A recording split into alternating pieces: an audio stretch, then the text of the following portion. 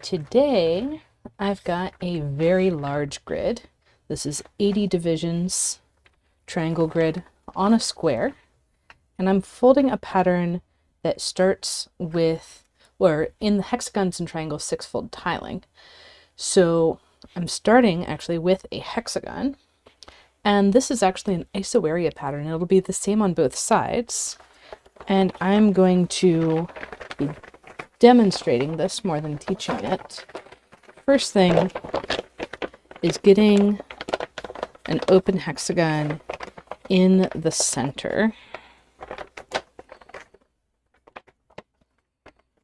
I'm working with a little bit of constrained desk space, which is why I have this so far above the table.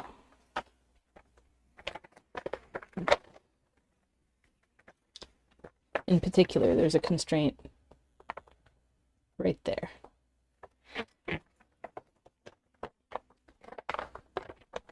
But what I did to make sure I knew exactly where the center is I actually did a little crease halfway across. So I folded my grid in half along the grid line, and then I folded in half and did a tiny pinch in the other direction.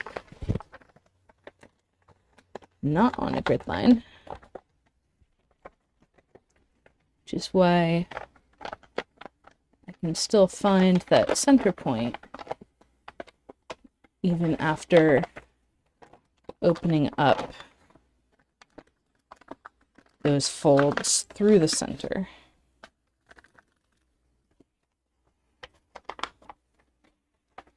And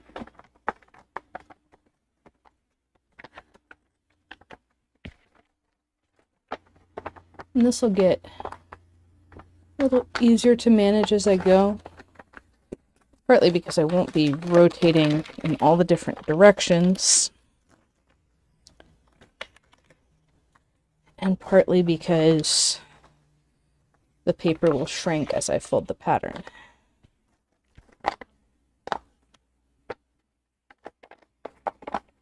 Because that's what pleats do.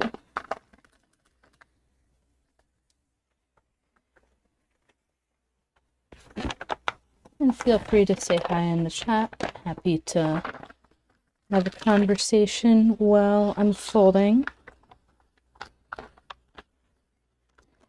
Okay.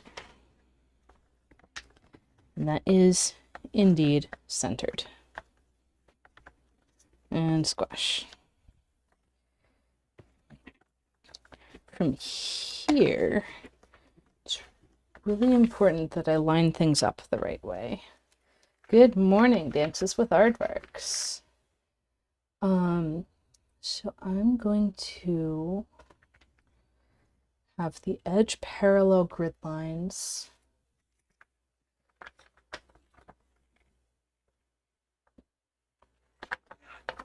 going up and down. I'm doing a little transformation in my head. I'm probably going to edit the crease pattern before I release it, but right now it's skewed, and the lines actually can go straight across the paper. Okay, so if that's vertical, then this is short to the pleat spacing.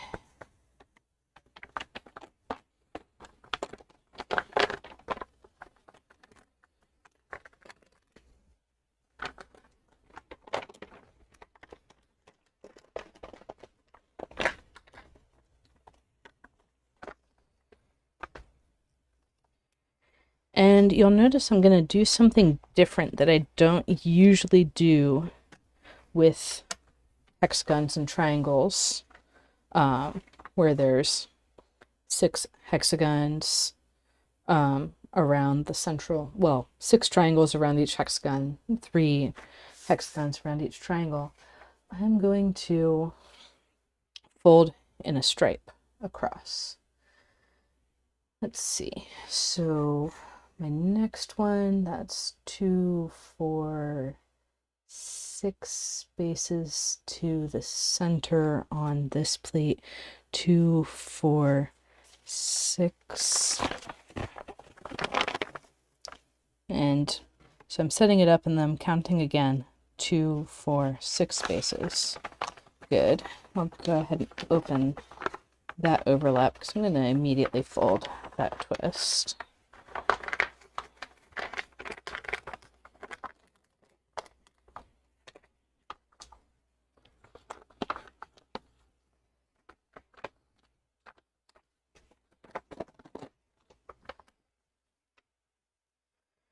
And squash.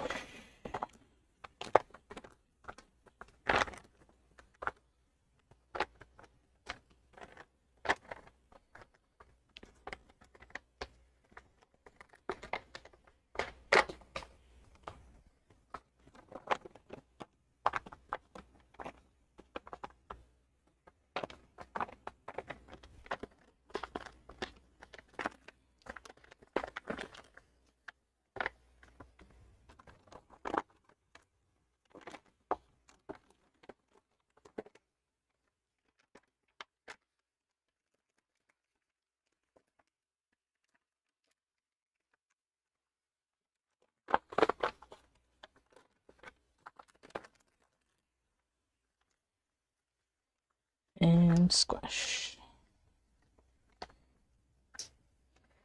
And I'm kind of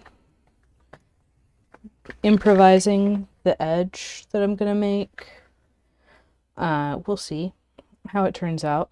Let's see. For this one, I saw that doing this top triangle first and then the one lower down led to unfriendly overlap.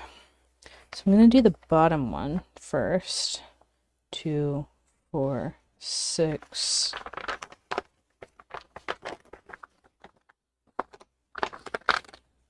And double count. 2, 4, 6. Actually, this is a good time to double check in the crease pattern. 2, 4, 6. Yes. Good.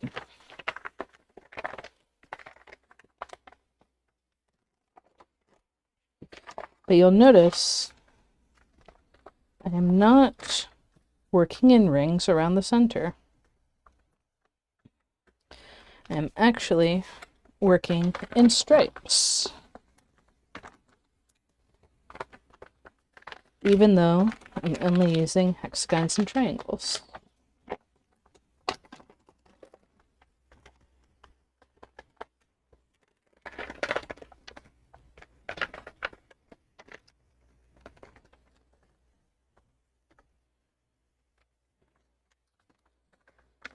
Now that's a friendly pleat overlap.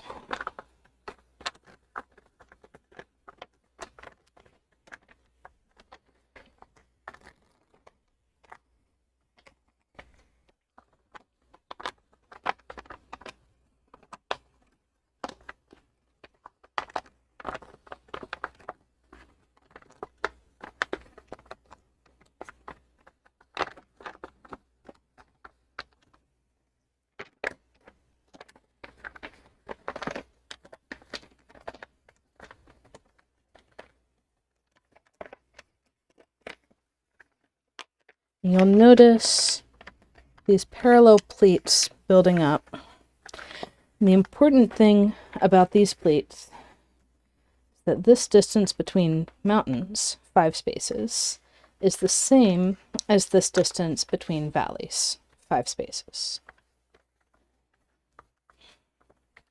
That is what allows the pattern to be the same on the front and the back.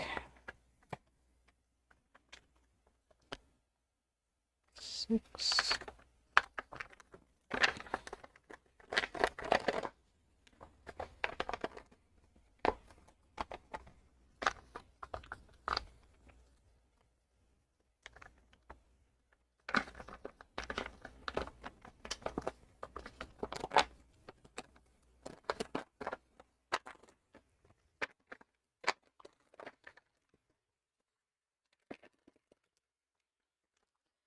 Yeah, am I going to repeat out to the edges? I'm going to do the next hexagon and then see how close I am to the edge. It's going to be real close to the edge. And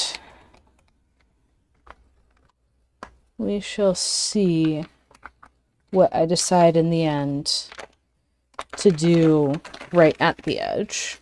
That's the undecided part. I've aligned the tiling break so I can get this stripe parallel to one of the edges, but since the underlying geometry of the paper is square, and the underlying geometry of the pattern is hexagonal, I can't get tiling breaks on both edges, so we'll see how that shakes out. In the meantime,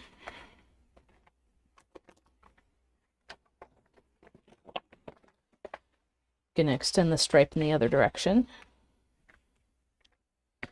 And you'll notice it's the same counts. I flipped the paper over, like rotated the paper halfway around, and it's the same counts, 6 down on the bottom and then tube plate on the top. This is because each of these hexagons is in a position of twofold rotational symmetry. So you see the same thing on opposite sides. There's also symmetry positions between them. 6.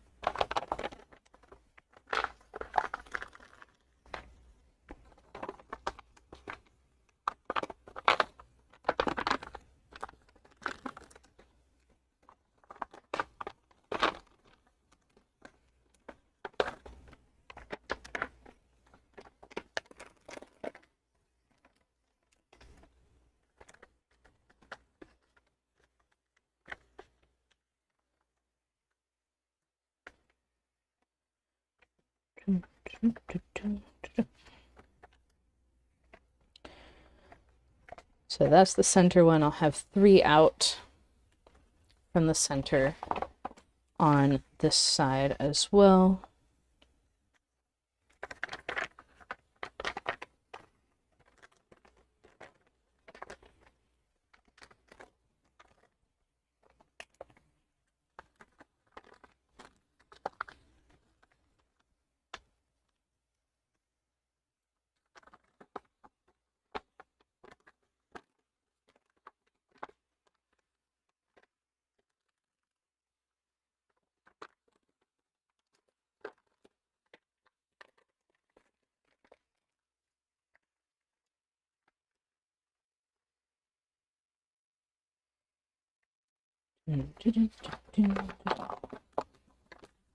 Yeah, even though this is 80 grid divisions, I expect this pattern will go really quickly.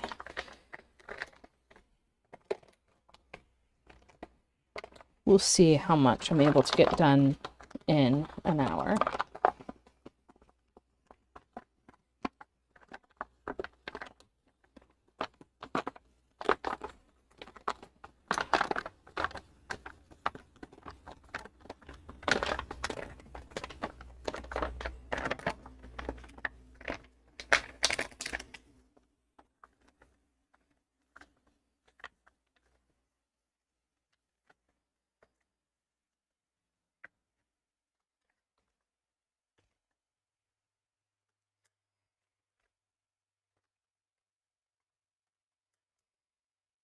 And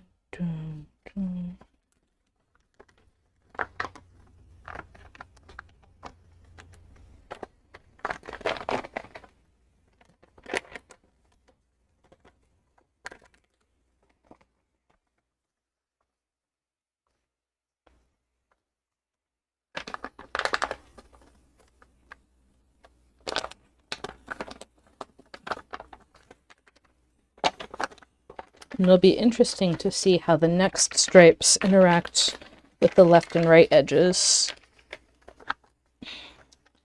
because it's not going to be as aligned as this first stripe. Or rather, it'll be offset. The hexagons will be offset from the first stripe, one direction or the other.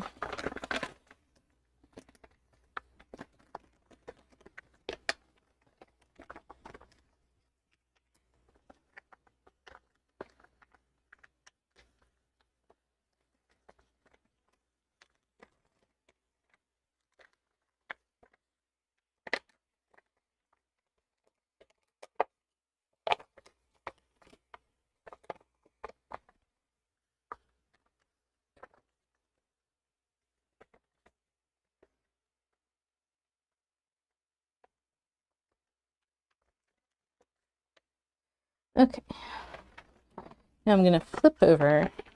I'm also rotating so I can take advantage of these pleats and I don't have to suck in my gut as much every time I reach to the top of the paper. Okay. I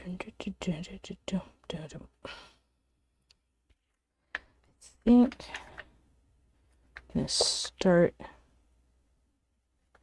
here with a triangle. And I know from the crease pattern that this will be at 2 pleat spacing on here and down here. And the reason I'm not working with the pleat closest to the edge is because I don't know what I want at the edge.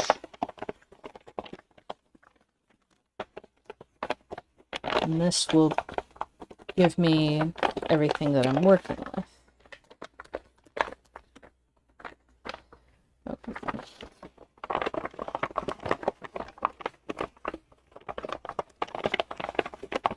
So the downside of working in stripes is you have more pleat overlaps right away. Do not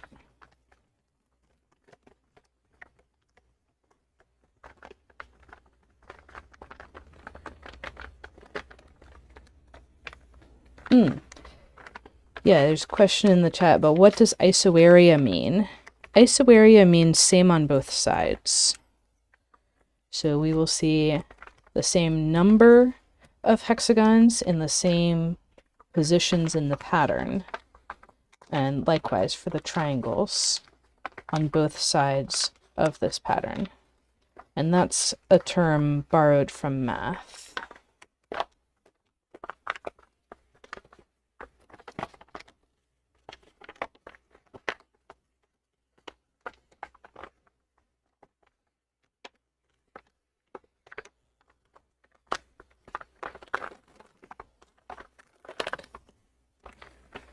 Okay, I'm not going to bother putting that all the way up through.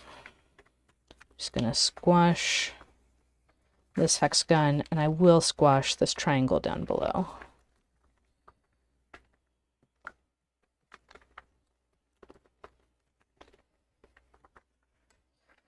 Okay, now that made me an unfriendly overlap. How rude.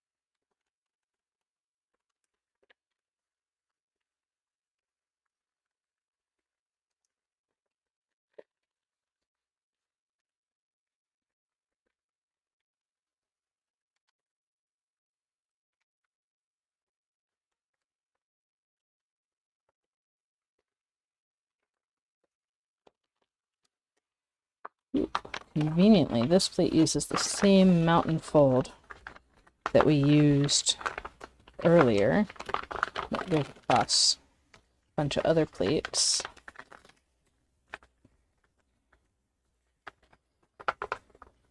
But yeah, I think I picked the wrong side to start from.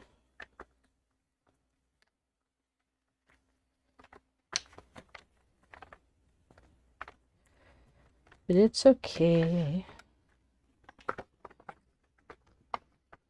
I'll know better for the next stripe. You'll notice every hexagon I put in has 2 triangles that go with it. That has not changed as a general rule for this tiling.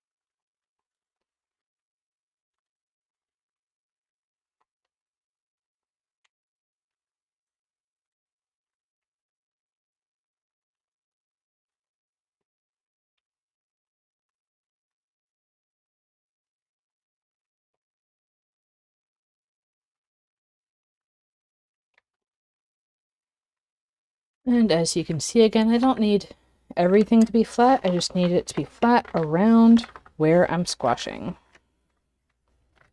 So we're seeing the same stripe show up. Hexagon, triangles close on opposite sides and then far on to other sides. The thing we didn't see on the first stripe is triangle on the other side, on the third side.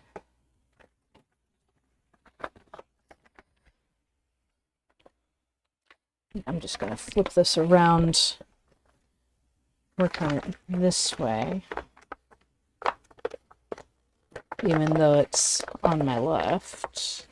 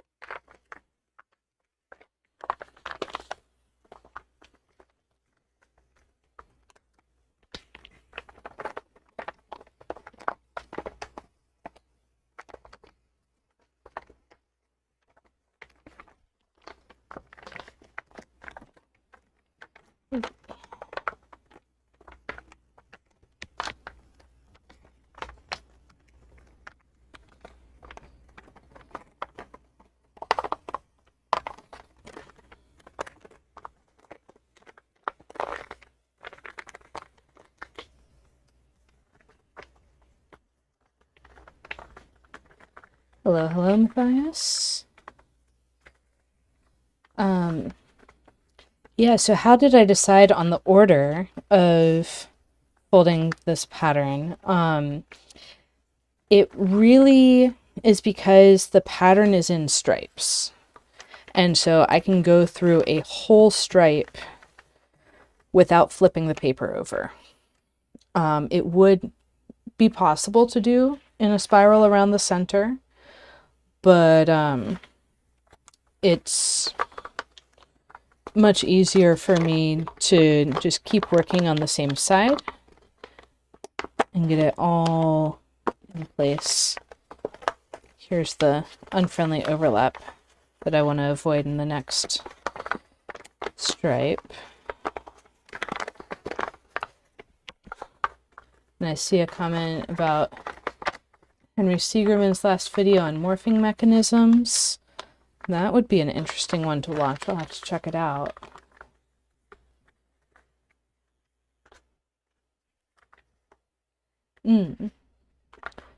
Okay. Yeah, so the radiating circles in actual implementation,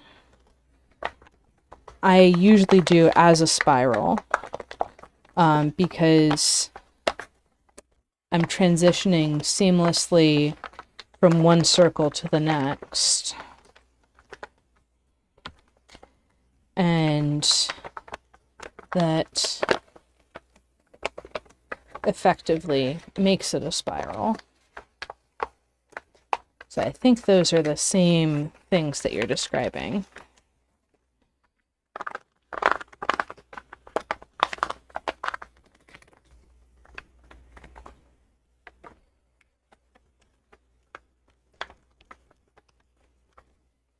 Okay. Gotta make sure the grid is happy. There we go.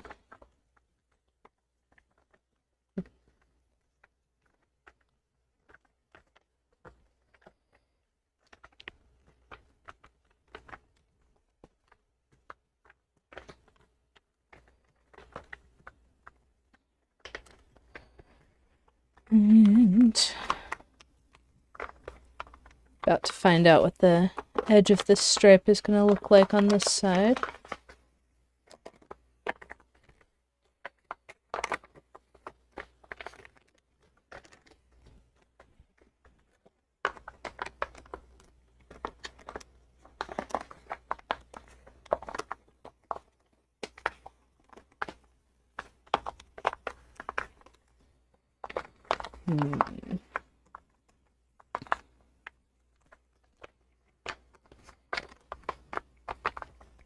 I might end up taking this pattern all the way to the currently top and bottom edges, the non-tiling break edges.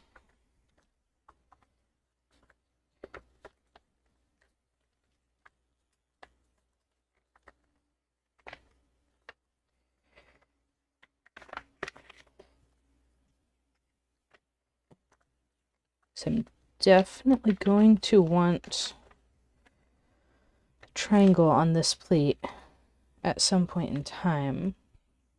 2, 4, 6. Oh, sweet. I can get the triangle without causing a pleat overlap.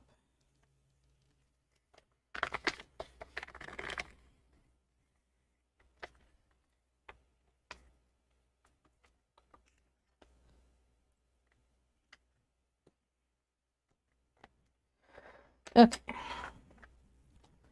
Now I'm going to do, so now that I've experienced that, oh, and actually I'm going to go ahead and add a triangle up here as well, this plate that's not horizontal.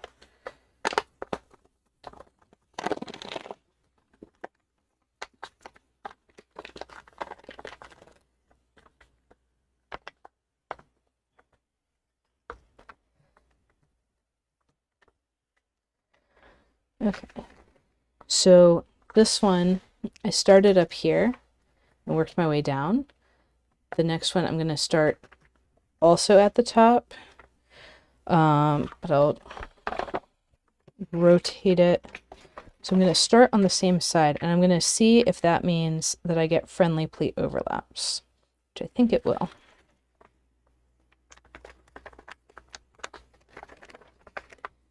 Yep, can already verify that's going to be a friendly pleat overlap. And I'm going to try something else to speed it up and not have to push those pleat overlaps so far.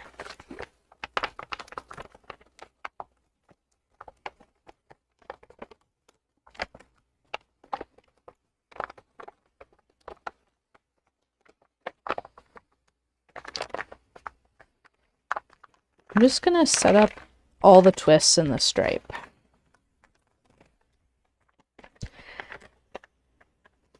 And if it gets to be too much, I can decide to stop partway through.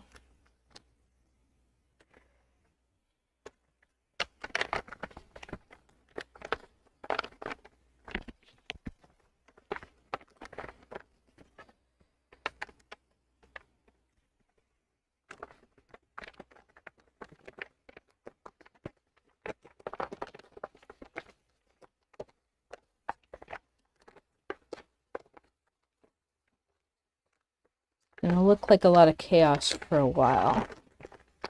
And I'm going to be able to squash literally everything in the stripe.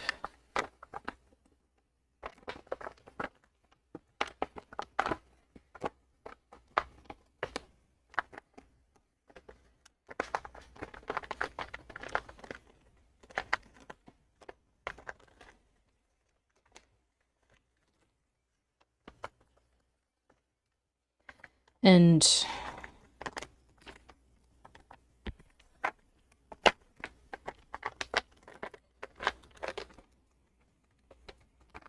this side is stable already, so I could go ahead and squash it. I think that's how I'll move through. Squash things as they're stable, keeping the buffer to the chaos.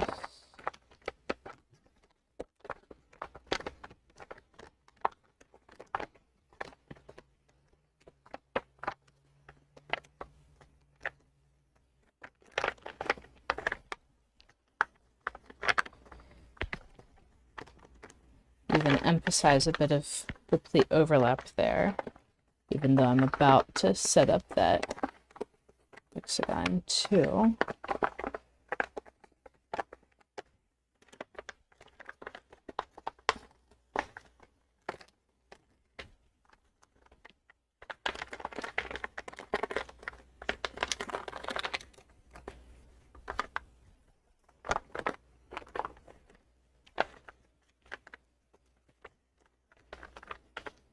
Okay, now I can squash the next two triangles in a hexagon.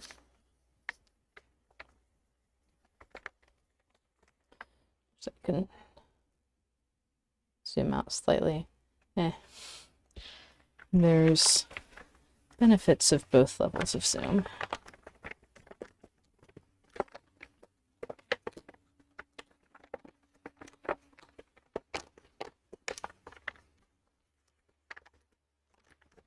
But yeah, to answer the previous question about stripes versus spirals or rings around the center, as I usually call them, I chose stripes for this pattern because it's way faster.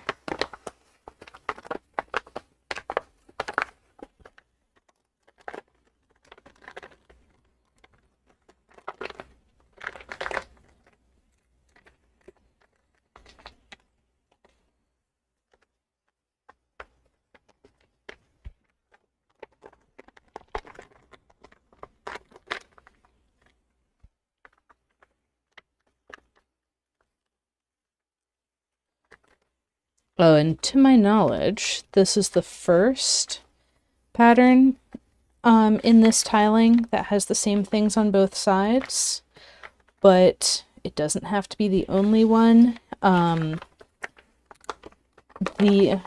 the secret is the spacing between the hexagon and the triangles. What I showed earlier was that you want to have on the pleats perpendicular to a stripe, you want to have the same distance between parallel mountains as you have between parallel valleys. And that is always possible with any combination of hexagon and triangle twist on either side of the paper. What's special, well, actually I haven't looked into the other patterns, but I think what's special about this pattern is we get those tubes everywhere.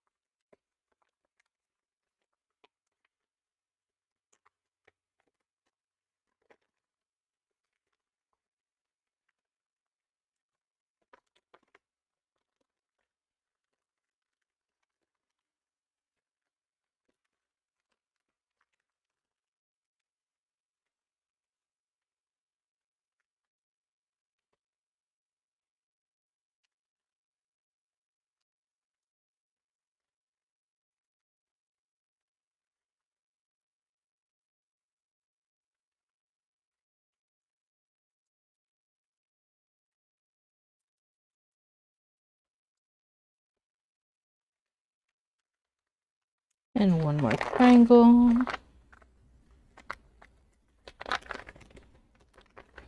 You can see that went a lot more smoothly.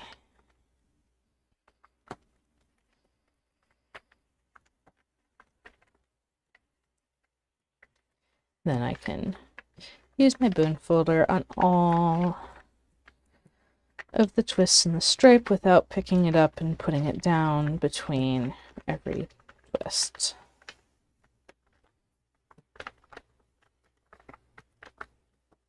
Just got to be careful not to hook things with the bone folder, which has the potential to rip.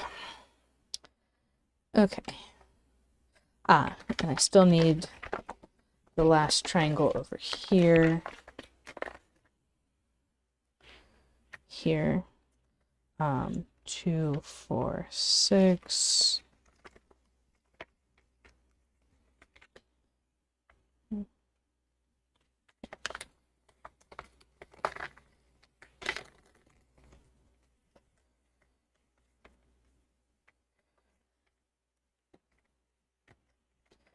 Okay, so now I'm going to flip over and fold more stripes.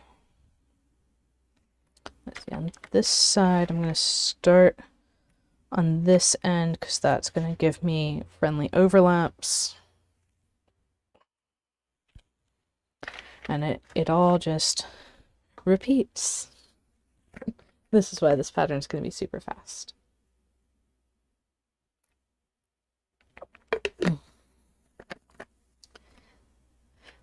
And I named it Melange more for the geology meaning of all jumbled together. But I just realized that that's also the official name of the spice in Dune, which I find very appropriate for this pattern.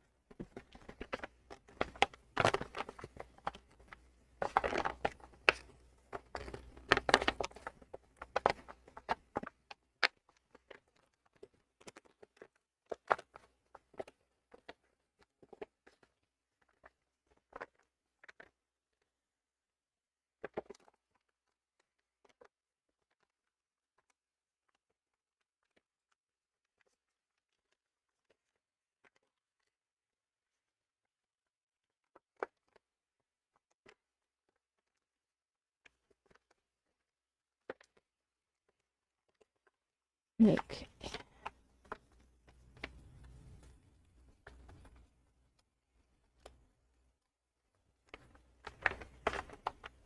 This area is stable enough to squash.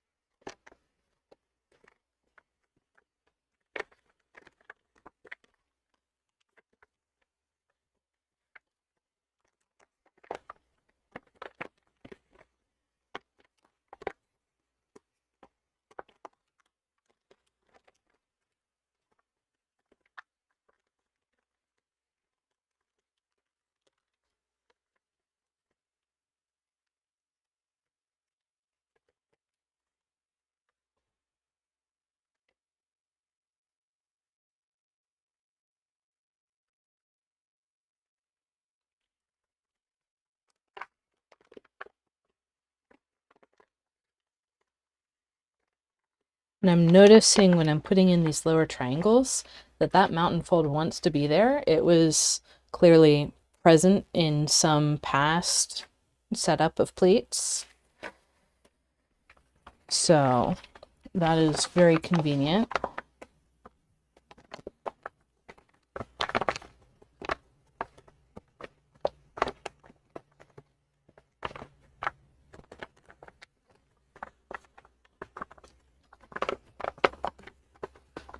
Likewise, that mountain fold really wants to be a mountain fold. It was present in some, like, yeah, that was here sometime before, which is a really good sign, actually. And oh my goodness, I just noticed these two hexagons are the same distance from the edge. Yes, that means that my cycle length on distances from the edge is extremely short, which is going to have a really nice outcome. Again, did not know that that would happen.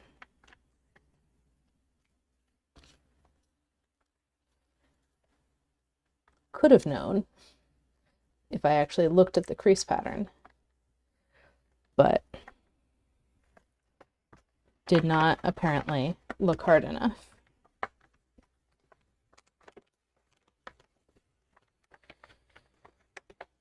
Kind of wild that the pattern's aligned in multiple directions with a square. This pattern would not be aligned well on a hexagon, incidentally.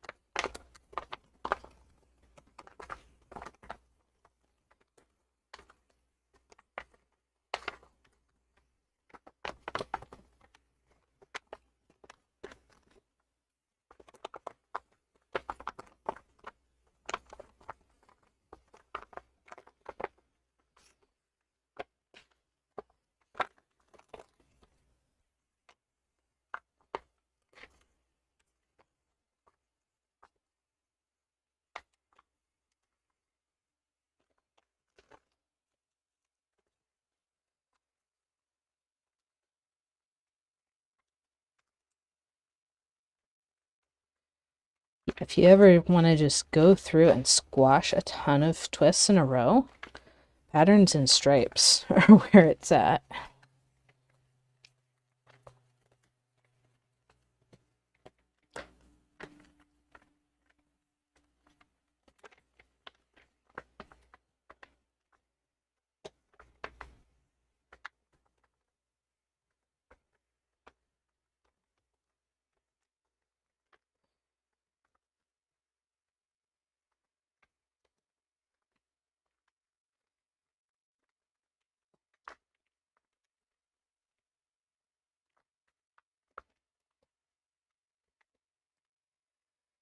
Nice. And now this side.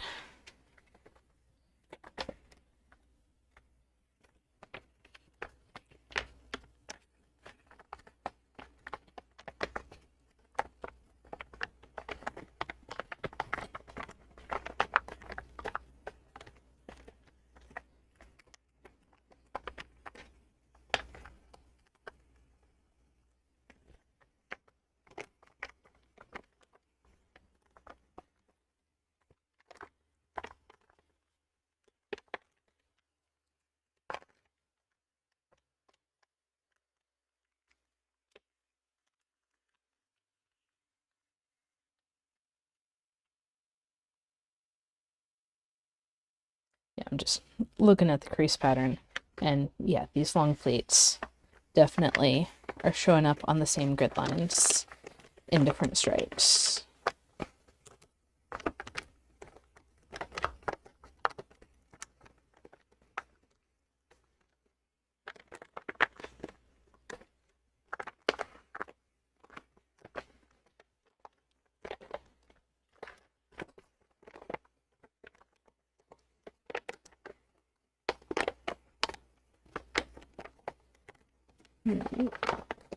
There.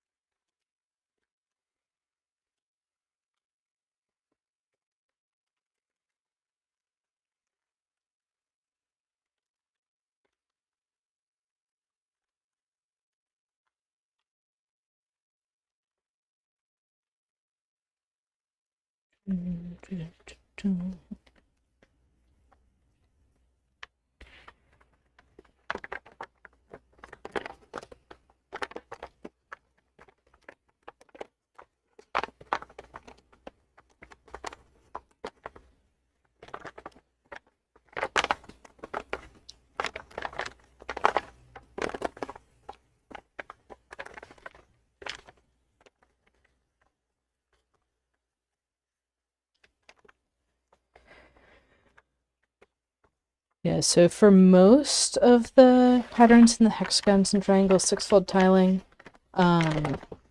it would not make sense to fold them in stripes because the symmetries are in hexagons, by which I mean you have six-fold symmetry or at least three-fold symmetry, and that works better with getting more hexagonal chunks of the pattern done instead of trying to say, well, we're going to have this type of position and then that type and then the other, and then it just gets more confusing if you try to do stripes of things. But this one, every hexagon in the stripe is exactly the same. And so it's not confusing at all. You put the next hexagon, which is the same as the last one, at the pleat overlap where it's supposed to be. And in between you have two pleat spacing.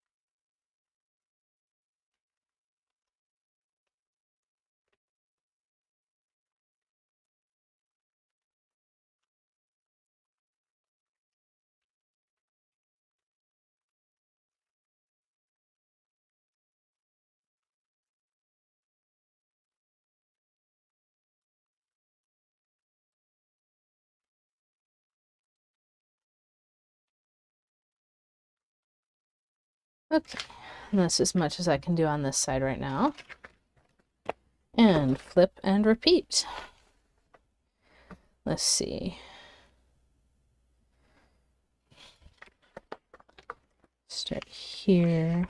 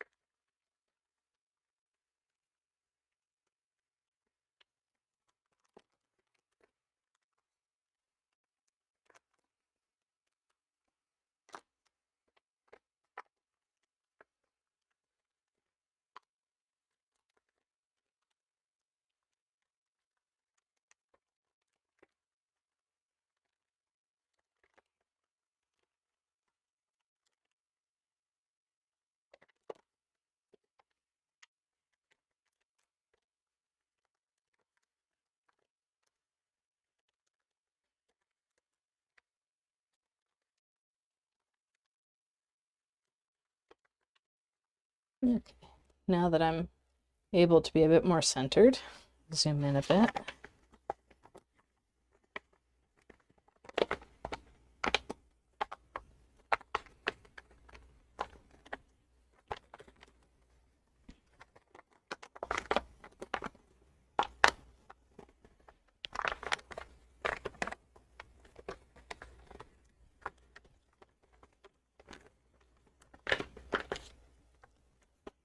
Squash a few twists.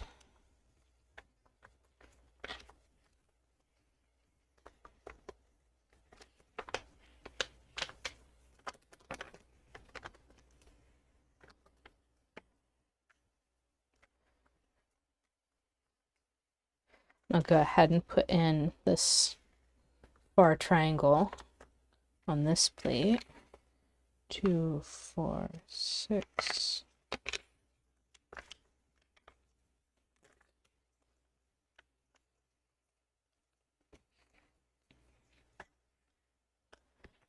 And keep going.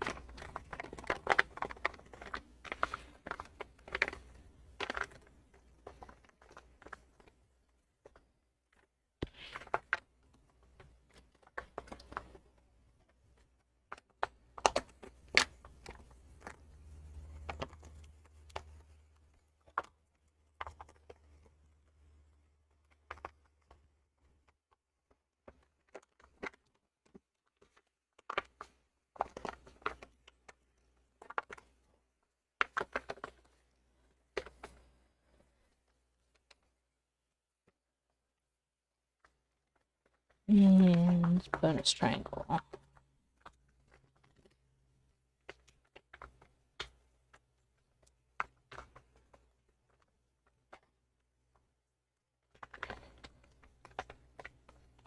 And as we get closer and closer to the edge of the paper, it gets easier to set up more twists at once because the pleats are more likely to stay put over a shorter distance to the edge.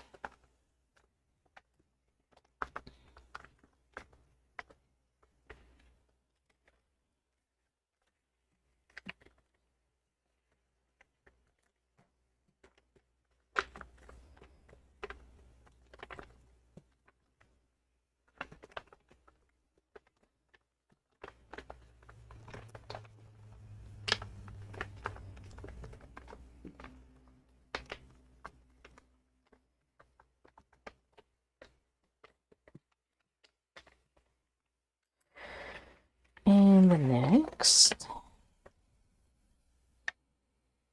yes, a lot more complex than that first stripe made it look. Okay.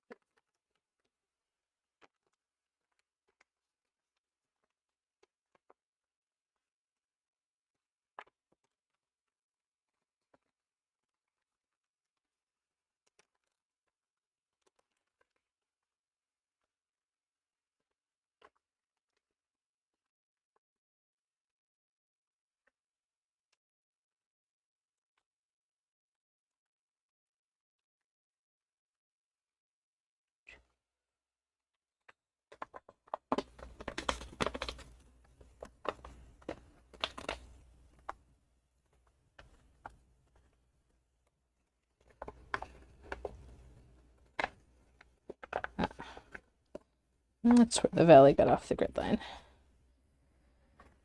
Okay.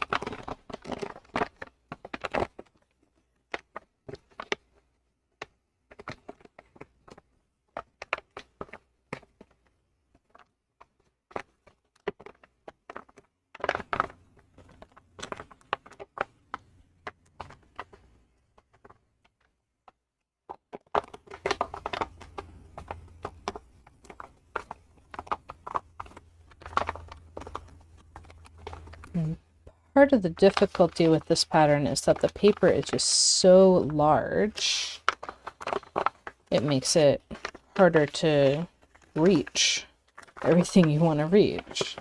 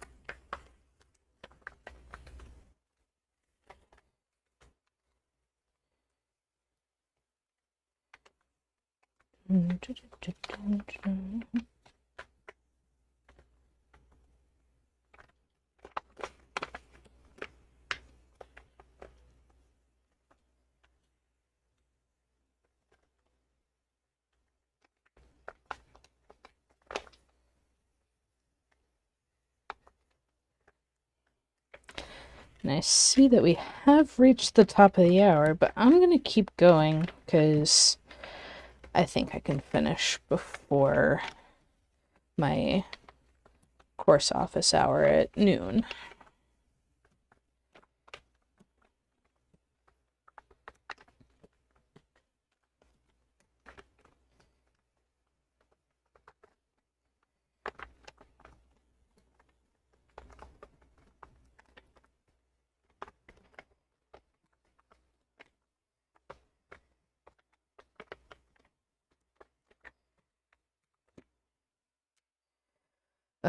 So that's both stripes on this side. Onwards.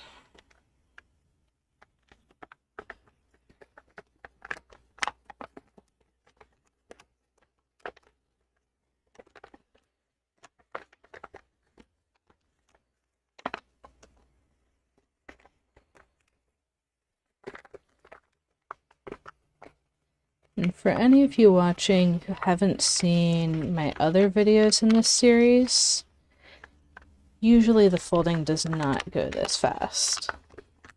This is an exception to the rule.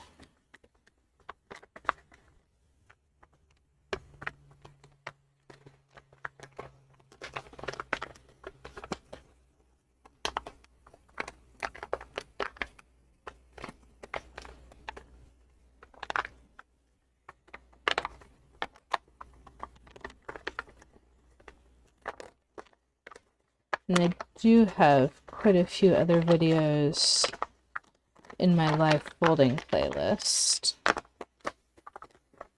that also use the open hexagon and closed triangle twist in surprising ways on very large grids.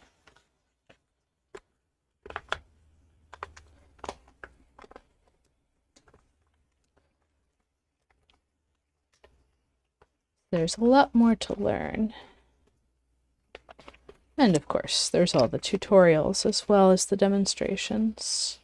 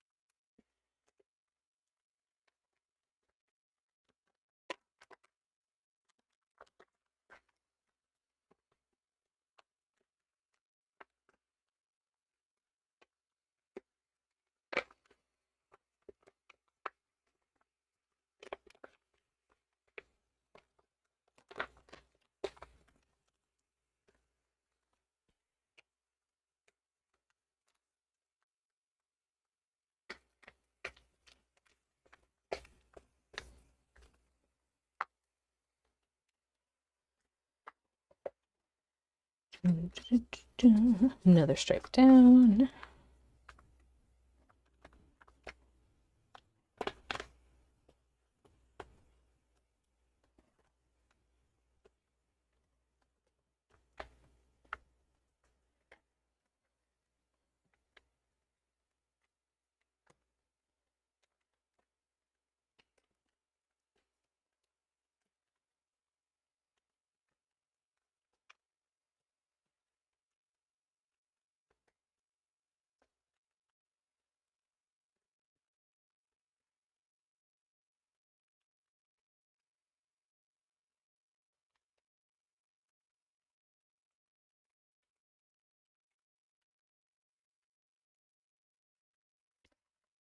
And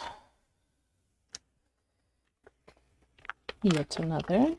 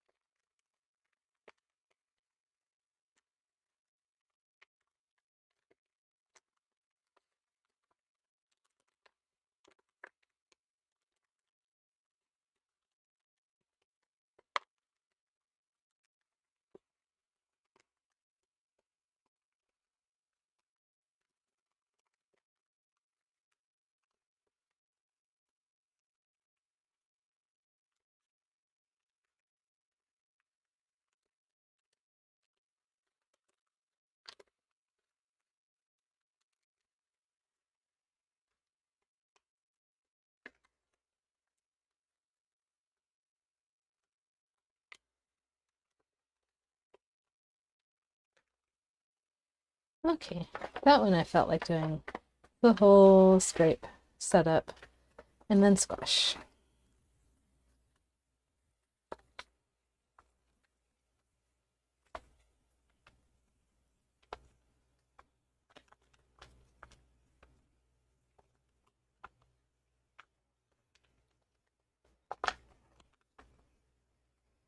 The wild thing about this stripe is that you could also do a mirror image of it. You could connect it hexagon to hexagon, triangle to triangle, instead of hexagon to triangle, triangle to hexagon. You could mix those different connection modes in the same pattern. And that gives rise to, I mean, infinitely many, obviously, but dozens of patterns that are distinct within 80 grid divisions, which is a bit of a problem for me because I am framing this series of open hexagon closed triangle patterns as all the ones that can be folded reasonably, or that can be folded on 80 grid divisions. And I'm not gonna go through all of those variations of stripes. So it's a bit of a conundrum what I'm gonna do about that, but we shall see. Oh, that's cool. So we've got these double bars, one direction, bars that miss each other in the other direction with that same spacing to the next bar. That's cool. Very cool. And let's see if we can fit one more stripe. I mean, this is probably as square as it's going to get anymore, but since it goes so close to the edge over there on the left and right, let's see if we can get it a little closer on this side. I'm gonna gently set up. Okay, yeah, it'll fit.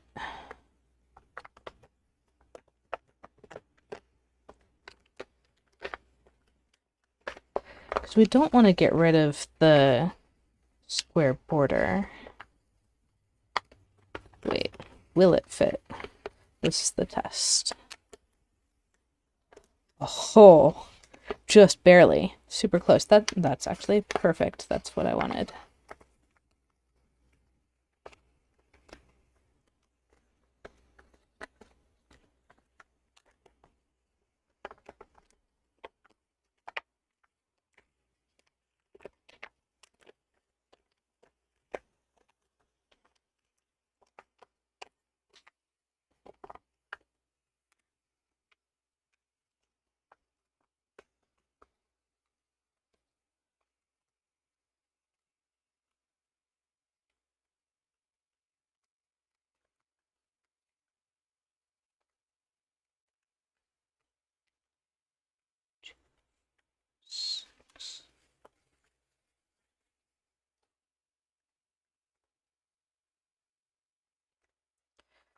Nice.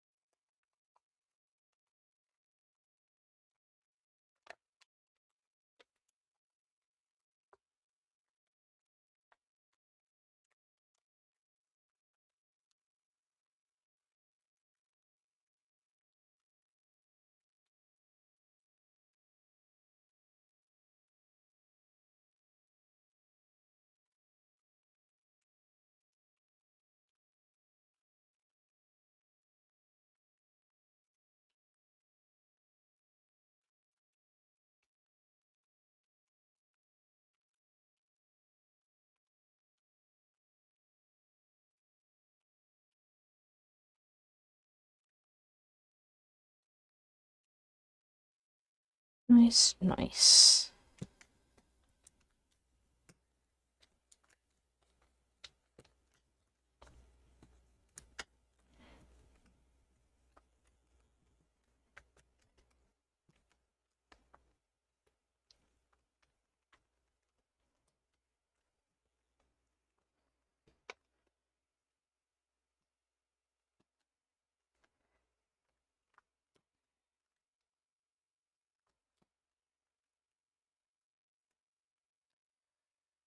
And one more stripe on the other side. Hey, really? Yeah, rafting goal and Olympic swimming. Yeah, there's definitely lanes, and I could definitely see these as heads with hands. That's cool.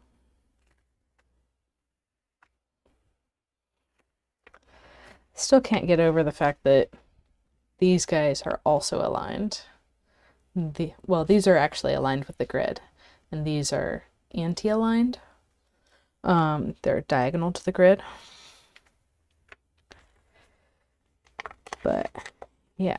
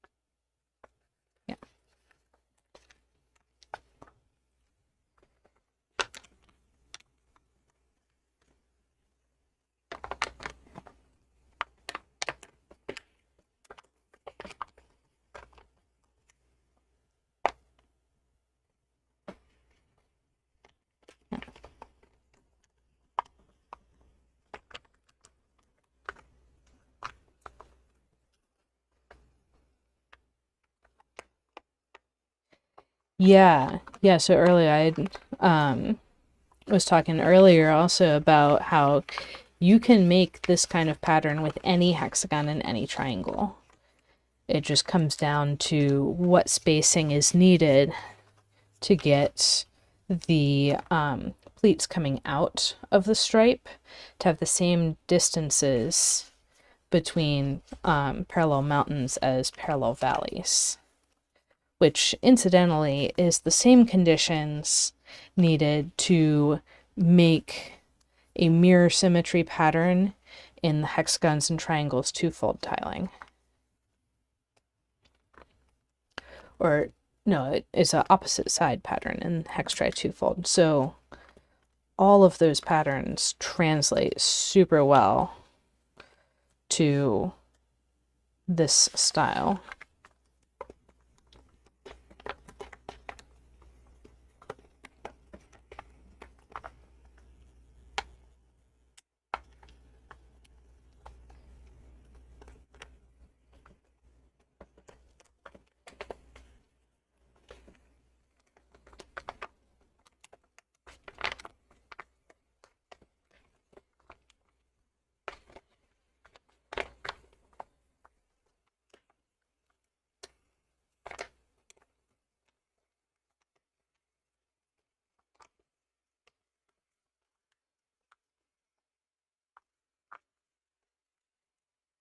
And I've talked about open hexagon and closed triangle twist patterns as a topic in Tessellation Academy before. And when I did that topic, I did not know about this pattern. So there's always something new to learn in the world of origami tessellations.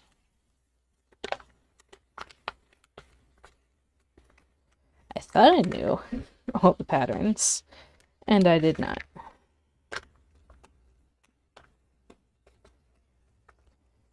And I think I figured this one out when I was doing my write-up on those patterns for a presentation at the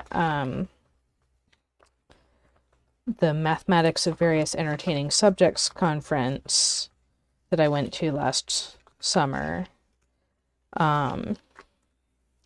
And then later in the fall, I was writing it up more formally for a paper, and I realized that these stripes can generalize and be recombined, mixing the HT6 fold hexagon to triangle always connections with the HT two-fold hexagon to hexagon and triangle to triangle connections.